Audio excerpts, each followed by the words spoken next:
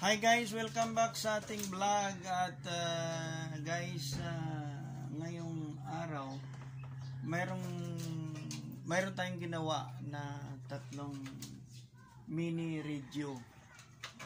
So mayroon tayong customer na nagdala, ito na nga yung ano niya, ito yung radyo na. So kasi ang problema, wala blackout, walang sound, lahat wala. So ang problema kasi guys, yung ano niya, ang cord niya nag short circuit. By the way guys, ni Sinong Kalbo, may ginabatyag, may karamdaman siya at atin siyang interviewon. At guys, kung sino man ang makakita nitong content namin, kasi wala naman siyang kakayang ipaggamot ang kanyang sarili. Dalawang mata niya guys, merong katarat. Dumilim yung dalawang mata niya. So, atin siyang interviewin bakit nagkaganyan ang kanyang dalawang mata. Kasi dati siya, ang trabaho niya, tricycle driver. Taga Iloilo ni siya guys. No, Ilonggo man ni siya. So, let's try to interview him, no? Pakinggan nyo ang kanyang sasabihin. Sandali lang guys, ha. Kuya ba Kalbo, paki-elaborate naman ng kung paano nagsimula yung mata mo na dumilim. Ang ginadinan sini, sa edad ko 19, nabatyagan ko daw gulpilang blat tumulo ang luwa ko. Tapos, sang dalan-dalayon, daw may do budlay ko ma-speaker wala. Tiging patikap ko sa doktor sa Provincial Hospital sa Iloilo. Manong boy, interrupt ko. Marunong ka mag-Tagalog? Konti lang, no? Hindi pagin man siya do. Oo. Guys, ito na pala si Kuya Kalbo at sasabihin niya sa harapan ng kamera kung paano siya nagkaroon ng sakit na katarata. So Kuya Boy, paki-elaborate or explain ng inyong sitwasyon mula sa pinakaumpisa hanggang sa ngayon. Kasi na? Okay. nung 19 gulang ako, na obserbaran ko, parang lumuluha ang aking mata. Okay. Tapos, mayroon akong naramdaman na daw di ko ma-speaka. Ipinaano ko sa Provincial Hospital, pina-check-up. Tapos, operahan ako sa doktor. Tapos niya, mayroong puti sa mata mo, buti. Yung sa tok ba? Oo. Tinanong niya ko sila, magkano ang pira mo doon? Hindi ko, anong 100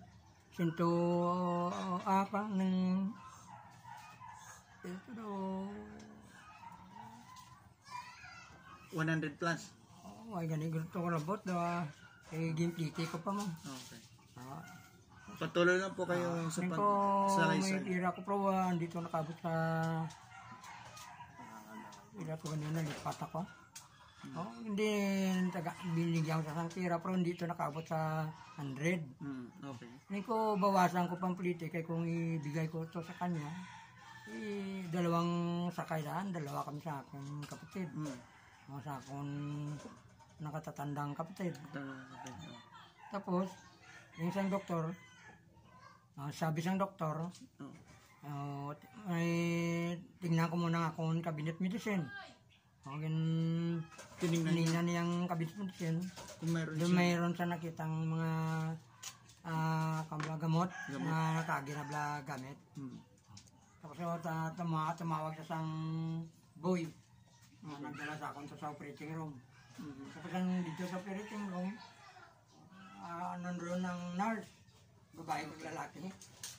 Nagtanong ako ng nurse, babae nag-yung sa kanina. Nasa ako na timingan mo sa doktor ay. Yan ang sinabi ni doktor. Hindi ko pag-itak mo siya yung kwarta ng pira ko. Tapos Amulan yun. Tapos nabala, sinabihan ko siya na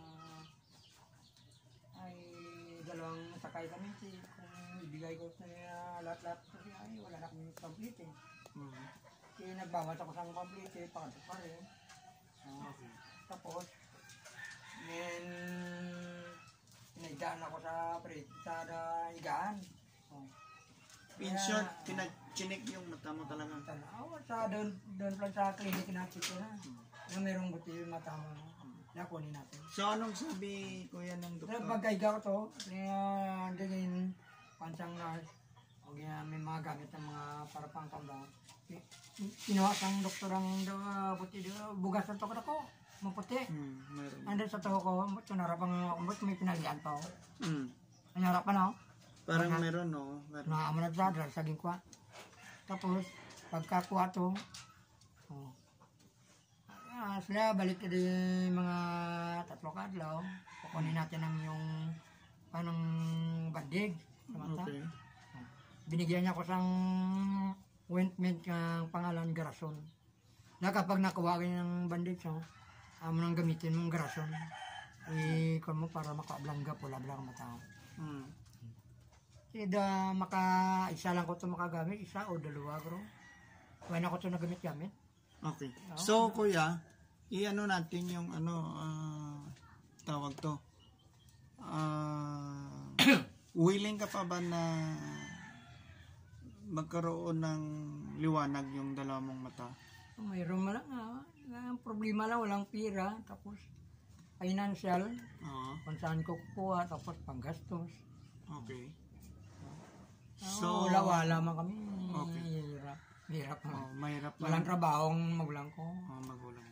So, kaya mahirap ang sitwasyon pag ganito ang magiging sakit mo, no? Katulad sa kay Kuya Calvo.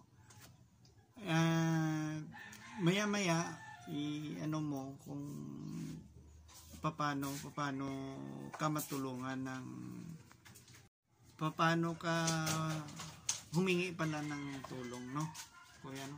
So, isabihin mo dito sa vlog natin or sa camera kung paano ka humingi ng kunting financial para maipagamot yung mata mo. Sige, sabihin mo sa camera, kuya. Kung sino man ang merong... Kung sino man ang maaaring makatulong sa akin, mas buti. Hirap-hirap na kami. Tapos wala ko ng panggastos. Mga financial ko na ng mga gastosan sa balay namon. Hindi, especially sintrogate sa hindi mo ginabatyan yung sa mata mo. Panggastos na kung ano da. Baka ay makapirahan or something. Kung ano naman sarang mabakal ba da. Tapos ang kaupod ko sa balay. Hindi man ko anoan sa magulang ko kay siyempre ako naman ay isa. Mahirap ang buhay sa kanya. Wala sang way sa may maka-tender sa akon. Okay. Kay mga sinakpan ko kakat man sila Okay, so guys, ito si Kuya Boy. Ang palay niya yung pangalan mo na Tunay. Ayoko. Yung tunay mo na pangalan. Godofredo Labrador Salvador. So, try natin ito i-upload sa YouTube channel. And then, kung may mag-comment na mga viewers, malalaman natin yan kung ano mag-offer. Kung ano yung i-offer nila na tulong sa'yo, financial or di natin alam. Basta tinaray natin na ma-interview po kayo sa pamagitan ng vlog natin, Arman TV Music Vlog. Kulang sa pang-financial. Yeah.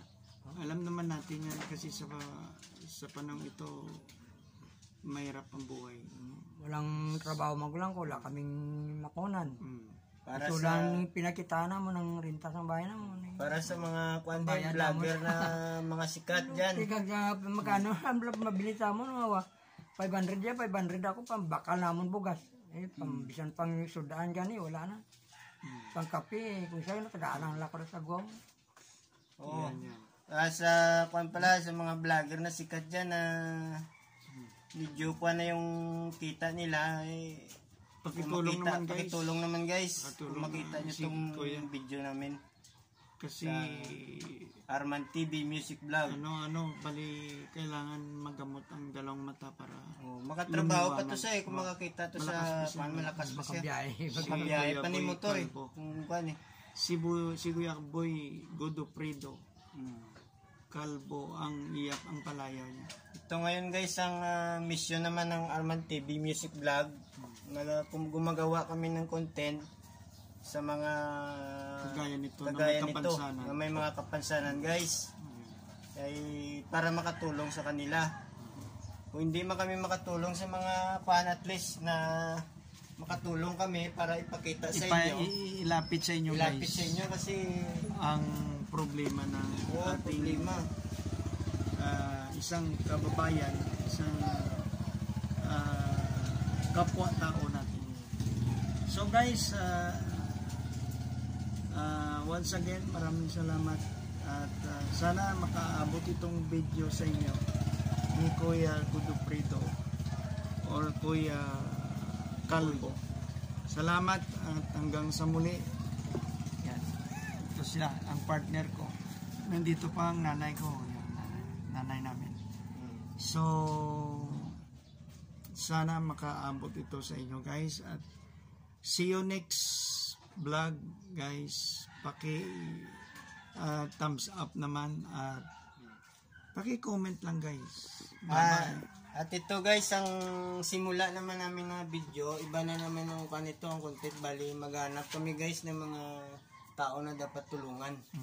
Na kagaya nito, may kapansanan na minsan wala na sila pamilya, sila na lang mag-isa. Kaya yan ang dapat tulungan ng mga tao. Guys. So Kaya magpaalam ka na. Salamat, paalam at shout out sa mga Subscriber. namin ng Arman TV Music Vlog. Bye-bye. Hanggang sa muli. Bye-bye na Kuya Boy. Bye-bye. Bye-bye. Okay. Hindi siya makita. Thank you. guys.